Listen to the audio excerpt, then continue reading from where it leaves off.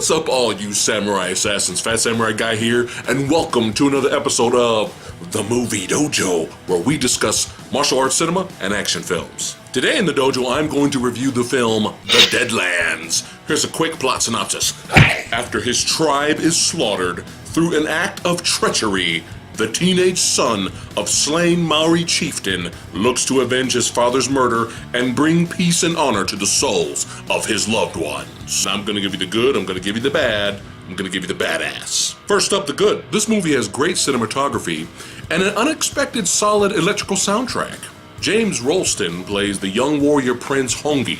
He accidentally ends up being a pawn of the opposing tribe run by their Prince Ripa, played by actor Tekohe Tuhaka. Wiripa's plans obviously is to start a war between both tribes, and he ends up leading his men in a nighttime attack on Hongi's tribe. Now, as the sole main survivor, Hongi feels duty-bound to avenge his people, and he sets off after Wiripa's forces. Wiripa's forces ends up retreating through a forbidden zone called the Deadlands. Wiripa's men do not like this idea at all of going through this forbidden zone because of the tales they heard of a monster who ends up eating and killing anybody who comes through there. But Wiripa is such an egotistical asshole that he just disregards everyone's warnings and just takes them in. But what you find out later is that the monster isn't really a monster, he's just a ridiculously badass warrior. The warrior is my favorite character in the movie, not just because he's a badass, but it's Lawrence's performance, giving the character so much depth,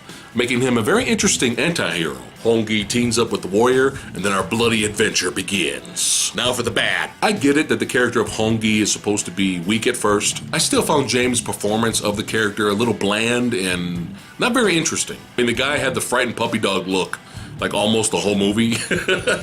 I mean, he had a face that easily could have been in a boy band. You root for the character because you feel sorry for him, not necessarily for the actor's performance. Now, some people might have a problem with the film just being a simple revenge plot, and that's about it. I have absolutely no issue with this. I love revenge movies. And the plot being simple and to the point is one of the movie's strengths. The camera work can sometimes be a little bit too close during the fight sequences, but not bad enough to piss me off. And just like any old school martial arts movie, our student gets taught by the teacher in 2 minutes and then he's a better fighter by the end of the film. I'm used to this kind of training montage cliche, but I think the film could have established our hero's strengths and his weaknesses a little bit better. Now, due to cultural differences, some people might have some issues with the war hakas in this film. Now, a war haka or a war dance was originally performed by the warriors before battle, proclaiming their strength and prowess in order to intimidate their opposition, which can include facial contortions, showing the whites of the eyes, especially sticking out the tongue. These can be viewed as acts of defiance or disrespect to their opponents. Now, I happen to think hakas are badass, but some people might be a little confused by this, which may lead to laughter, so I'm just giving you guys a heads up. Now for the badass. The Maori fighting style is pretty fucking brutal, man. There's nothing really too fancy in terms of flips and acrobatics in the fight choreography, which I think is a good thing. I think it would have been a little out of place and distracting. Another thing worth mentioning was the very interesting looking weapons. They would use these flat, broad blade clubs made out of greenstone. And from afar, you look at that thing, it does not look intimidating at all. But what you don't know is that it can fucking split your head open. And then they were fighting with this other club that had shark teeth attached to it. It was fucking metal, man. So overall, I highly recommend martial arts fans check this film out, especially if you're in the mood for something new and different.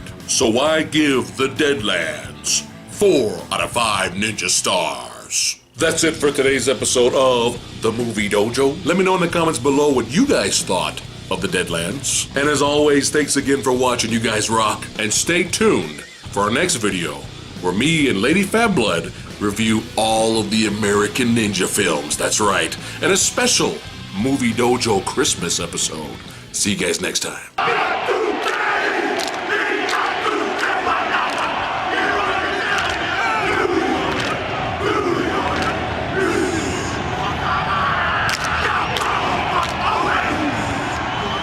Like, share, subscribe. Like, share, subscribe.